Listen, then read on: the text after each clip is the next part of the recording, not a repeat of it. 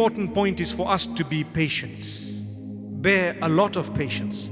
If you want happiness in this world, you need to bear sabr. Without sabr, you will never ever be able to be happy. Sabr is patience, forbearance. Things will happen that you don't like. Someone has to die close to you, or you have to die, leaving behind people close to you, crying. May Allah grant all the marhumeen Jannah. Just today I got a message, a very good friend of mine, his mother passed away, suddenly, as good as my own mother. What can I do? I'm far away. The best gift to make a dua. May Allah grant her Jannatul Firdaus. Ameen. And may Allah grant all the marhumeen Jannatul Firdaus from all our families. And the day we go, may Allah grant us Jannatul Firdaus without reckoning. Bear patience. Allah subhanahu wa ta'ala says more than once, وَاسْتَعِينُوا بِالصَّبْرِ وَالصَّلَاةِ. Verse number 45 as well as 153 of Surah Al-Baqarah. You will hear the words, seek help through sabr and salah. What does that mean? That means through patience and prayer. You will have difficulties in life. Allah says we will test you.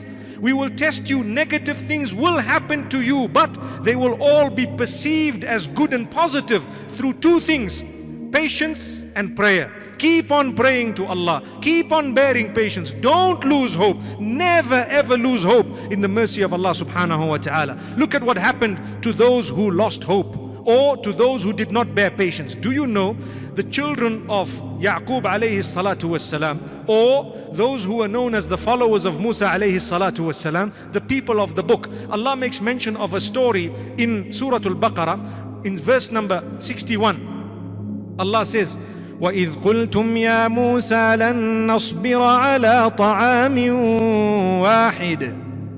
When you told, meaning the children of Yaqub, when they told the Prophet Moses, may peace be upon him, that we are not going to bear patience with this one type of food.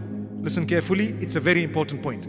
Allah blessed them with man and salwa, the heavenly food, that which came from Jannah, that which came from Allah subhanahu wa ta'ala. They were eating it, but after a while they got fed up. We're eating the same thing every day. That's what they said. We're eating the same thing every day. So they said, "Oh Musa, we don't want this food anymore. We're not going to bear patience any longer. We want the various different types of herbs and cucumbers and corn or garlic or various types of lentils and onions. We don't want man and salwa every single day." So Allah subhanahu wa ta'ala says that was ingratitude. We gave them something. They didn't want it, or they got fed up and sick. How many of us? We don't have as much as the others who have unique, exotic dishes every single day to select from. Rather, we just have the pap and vegetable, mashallah. Thank Allah. Subhanallah. Thank Allah. And keep on having it and thanking Allah, even if it means every single day. Because Allah subhanahu wa ta'ala says in these verses, Subhanallah, Subhanallah.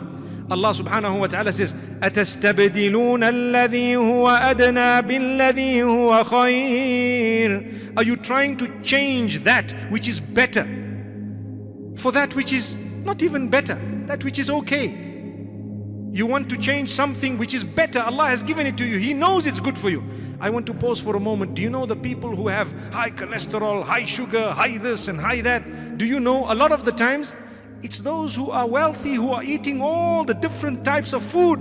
You take a look at the poor people who cannot even afford all of that. They eat a basic meal. A lot of them, they are healthy.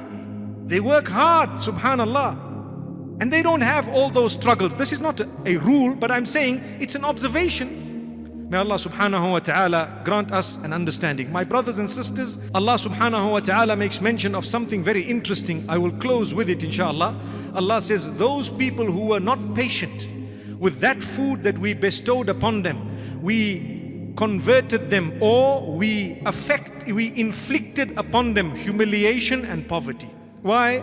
Because they did not appreciate the ni'mah and the gifts of Allah upon them. When you don't appreciate what Allah has given you, He takes it away and replaces it with something worse. Remember that. So thank Allah. Even if you have to eat the same thing every day, even if you are leading a life that may not be as high as you wanted it to be, keep on thanking Allah. Who knows, He might take it away from you and replace it with something worse. Look at those across the globe who don't even have what you have, what I have. May Allah subhanahu wa ta'ala help us be thankful. Wa sallallahu wa sallam wa baraka ala nabina Muhammad. Allah